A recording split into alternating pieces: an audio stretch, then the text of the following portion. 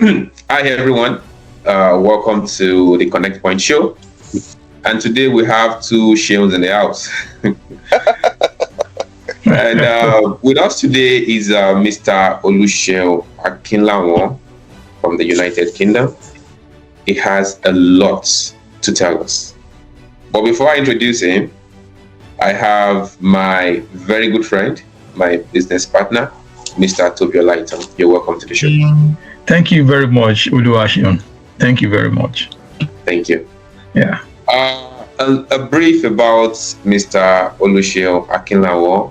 He is a people person. Meeting him, I thought he was a scientist because he looks like one. Currently, he has a degree in accounting from the University of Ado-Ekiti, from Nigeria. And right now, he holds a master's in business development and innovation from Ulster University in the United Kingdom. He's one of those rare people that don't just talk about it, but they put it into action.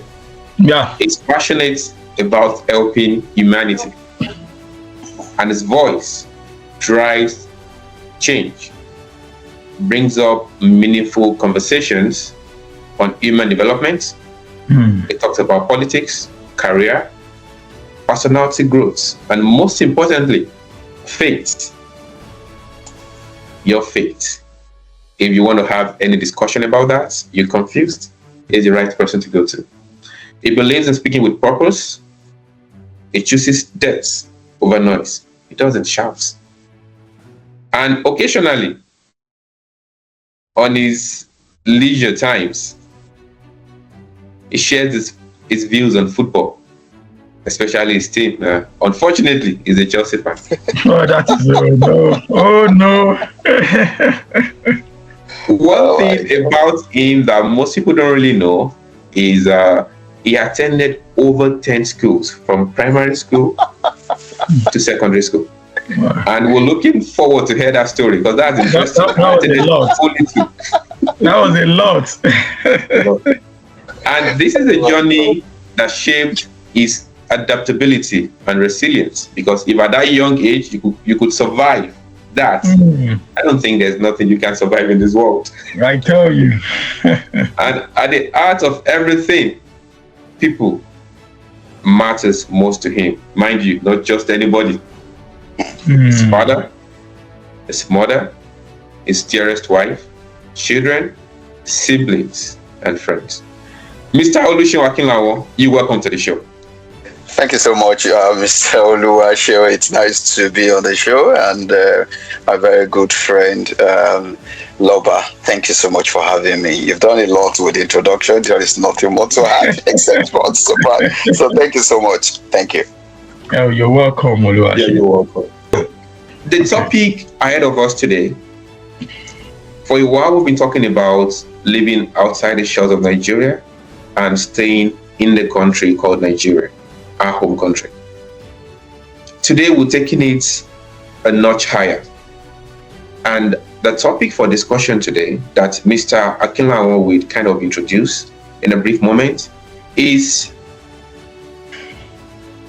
when you're living an average, comfortable life, is it better to stay in the country or travel outside to the United Kingdom? That's the topic for discussion today.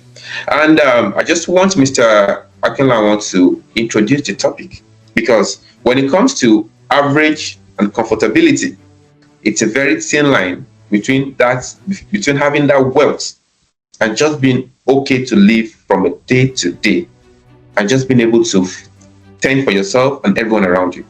Mr. Oluseun Akinlawon, can you please introduce the topic and clear out the thin lines that might be a big issue in this topic before we start? Thank you. Oh, okay, thank you. So again, thanks for having me on board.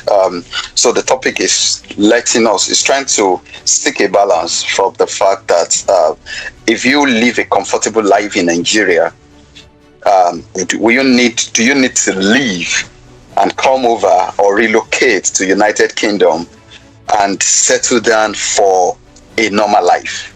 So a normal life in United Kingdom, a comfortable life in Nigeria. Now, the truth of the matter is that when you're talking about normality, you're talking about an average life. So, and for me as a person, when it comes to average, I don't really like it. And there is a way my story links with all of this, and that's why when I was being introduced, I talked about the fact that I went to 10 schools. One of the lessons is that you need to learn to quickly introduce your soft skills in those new schools, new environments where you find yourself. Make sure that you quickly connect with people, make new friends, understand how assignments are marked in this place, how teachers respond to things almost every time. So you don't have luxury of time to begin to drag your feet or something. So you need to start picking up lessons at spot. That kind of life is not an average life. So maybe that's one of the reasons why, for me, growing up, I don't really like an average life, kind of. So, but on this discussion, we're talking about living a kind of normal life in United Kingdom versus being comfortable in Nigeria. So this is it. One thing we need to know is that we need to be the premises to all of these discussions. For example, what does it mean to live a comfortable life in Nigeria? And what does it mean to live a normal life in United Kingdom? Now, if it's to live, let me start from the less. They said the less evil. Anyway, that's not what I meant, but let me just start from that, which is to live a normal life in United Kingdom. So what does it mean? It means that you're going to get a job, you're going to have a job, which in case you lose the job, you can pick up another job within few minutes or few hours or maybe days. It depends on the kind of job. Sometimes people, especially from Nigeria, you've had a lot people saying there are menial jobs or that's not what I'm here to discuss today. But I'm saying that you have capacity to pick up jobs as it goes, whether you like it or not, or whether you just need it to sustain yourself for a time before you get into what you're doing. So the how easy it is, how flexible it is for you to change what you are doing is very, very, it's there in United Kingdom. It's very easy. Not only United Kingdom, in some other countries of the world, aside from my country in Nigeria. But now, so it means that, so when you live a normal life in United Kingdom, you have a job, you can navigate jobs easily, you have where you're staying, you have access to health care, you have access to good air. You don't need to stay in sophisticated, so-called sophisticated areas of my country in Nigeria to enjoy good air, to enjoy good security, to enjoy accessibility, infrastructural development. No, you don't need that. Anywhere you stay in United Kingdom, naturally will give you access to some of these things. You have infrastructure, you have access to security, you have good water, and all of those stuffs are naturally part of the package. Now, so that's a normal life, kind of. A normal life, a life where you don't really need to have the number of one DPO because you wanted to call people from gaining entrance into your house. A normal life where, those are normal. Those are normality in this kind of the world. That does not mean that there's not going to be some crisis here and there. No, but that's why we are saying a normal life. So a normal life is I can wake up without any security, without knowing any big boy around. I can go to my work. I can come back with ease. I can have light. I don't need to pray before I have light, and it doesn't mean where I'm staying. I have the light. I have good road access and everything. That's a normal life in United Kingdom. Now let's move to a comfortable life in Nigeria. A comfortable life in Nigeria is where you will have almost everything that I've said, but at a very huge expense. Almost everything that I've said at a very huge expense. You can be attacked anytime. Like I said, there are pockets of attacks even in United Kingdom also, so it's possible. But I'm saying that a comfortable life there is that you have access to people, you have access to network. So if you need anything, you need people to really help you navigate some of those things. Meanwhile, in the other way around, what you need most is system, not people. So you need system to live a normal life, an average life. But in my dear country, you might need beyond system, because our system is not yet where it ought to be. We pray that it get there, but you will need people to do whatever you need to do. So that is a kind of difference between the two. So being comfortable here and living a normal life here. So just to establish that. And I want to end it by saying that this discussion is not to look down on my country. It's a dear country that I love. Never will I do that. It's just to make a balanced view of opinion. And this balanced view of mine are also limited. Human beings are limited. I'm limited by information available to me. I'm limited by the books I've read. I'm limited by the friends I have, by my year of experience in United Kingdom even itself. So these things are also going to come into play. So I want to please appeal to everyone to listen with open mind, where we can question, we can enter a comment section and bring up points about in or for or against. Thank you. Wow, that was a good one, Oluwaseun. Thank you very much. Okay, let's talk about assets. What does home ownership looks like for an average person in the United Kingdom as compared to a home ownership in Nigeria? You understand what I mean? What do you have to say to that, please? Okay, so when it comes to asset classification in the two countries, extreme of anything is cheap. But so when it comes to the two, I want to say that in United Kingdom, an average immigrant, because I'll be speaking from the immigrant perspective now, always, at least larger percentage, not everybody, larger percentage want to own assets. I put this in quote because what we call assets might not, if we begin to now explore what it means, what is the definition of asset, it might not be asset. Yeah, for example, your own house. Your own house, it's not an asset, but that's not the discussion today. But let's look at it from ownership asset, like you said. So an average person in United Kingdom, as an immigrant, want to as quick as possible be on the property ladder. They want to as quick as possible probably subscribe through stocks and shares to own assets of companies. And it is because, like I said from the onset, that in normal life, in outside the country, in countries that are a bit more developed, in fact developed more than our country, is built on system. So for example, when I was in Nigeria, my father had stocks. My father bought stocks, and I always appreciate him for that. In fact, when I needed to go to university and there was a privatization and the company was sold off, Neomco, and my father was laid off, about 700 of them, that was when I was supposed to start university. In under level, I was about to start pre-degree. I did pre-degree in UNAD, and it was a tough one. He sold all his assets. So when my father died 2 years ago, if there is any reason why he does not have stock to share for my younger ones, I'm the one, because he sold all the assets, all the stocks, and give me the money. So I went to school with my complete money from day one, everything.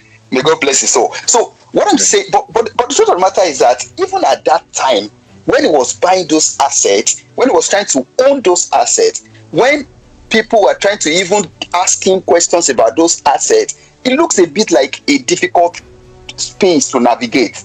You have to find a stockbroker. You have to do this. You have to do that. It's a complicated kind of that makes it look like the information is even being hidden from an average person. So people cannot really access those kind of information. But now let's flip it back to a normality in United Kingdom as an immigrant is that from day one, even before you come in, you can download all the platforms that you can use to own assets.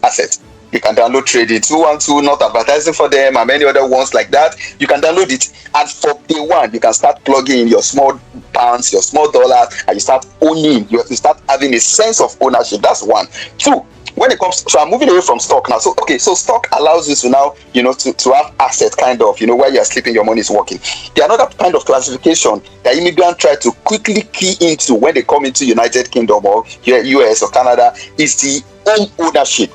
Now, an average person, when you need to own a home or house in Nigeria, one of the first things you are going to face, when I mean an average person, definition, one of the challenges you are going to face is that you are going to be disenfranchised from infrastructure most times. when you're talking about your own ownership. Because even where the city is, you cannot even afford to buy the land. An average person cannot buy the land there. So you have to, for example, if you're in Ibadan, for example, in Oyo State, you have to go to inside of Egbeda to go and buy the land. That alone has moved you away from the infrastructure. So it means that you are not so flexible, you are not so quick to quickly make some decisions, to quickly go and buy this, to quickly go to work. So now you are putting yourself in sometimes traffic that will take most of your time. And that's why for some of us that interacted with small business owners in Nigeria, we knew that when they start building and they move to their house, most of the time they end up sacrificing their business. Most of the time. Because how will you explain to me someone that is living inside Egbeda to be going to Ogunpa that he has been selling, all the trade he has been romancing is about 100,000. At a time, he's going to compromise. At a time, she's going to compromise. They just have to stay at home and probably bring the business home, forgetting that his clientele is about to go back, not home. So, in order to balance it up, when it comes to asset ownership in this place, you can do whatever you want to do without being disenfranchised. If the system is a bit developed, the country is a bit developed, so you can go and stay, even if it's a new build. There will still be a road in your house. The road will still be to your house. It's not like they are building and the government is coming that in 10 years' time we will build the road. No, the road has been built already.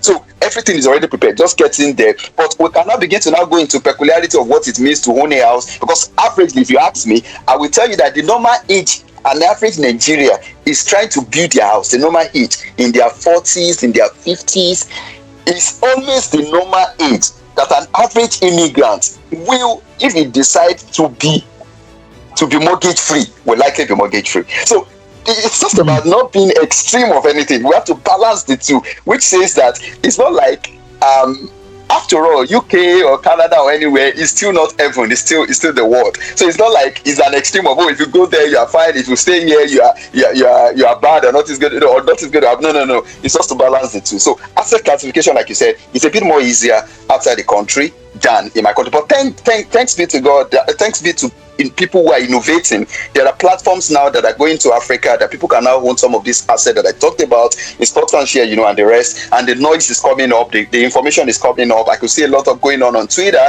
and you can see the effect on our stock market as we speak presently. A lot of inflows is going in because people are now more aware. But compared to the other days when we are not aware, when most of us are living in the dark age, it becomes very difficult. And I want to end it by saying, network is a leveler. Internet is a leveler, and is helping us so well in developing countries. Thank you. Mr. Kinao, I would say you loaded. And I love the way you've maintained a middle stance. You're not to the left, neither are you to the right. You want to point out the facts from both angles and let viewers decide for themselves. That is commendable. Thank you. Talked about assets. I wanted to leave that aspect for Toby to keep dwelling on. However, you mentioned 2 points. You said the first one being people being disenfranchised, if I got the word right. It happens here as well. I stay in the city, and the cost of living, even though I work in that city, my purchasing power to get a mortgage doesn't make sense. I probably don't even have the money. Let's say, for example, I stay in a big city. To get a mortgage, maybe they're asking me to drop like $120,000 for a 1.2 million hours. And the bank are telling me they can give me more than $700,000. What happens? I need to leave. If I don't leave, I need to get a place elsewhere, far away. So I think that happens everywhere.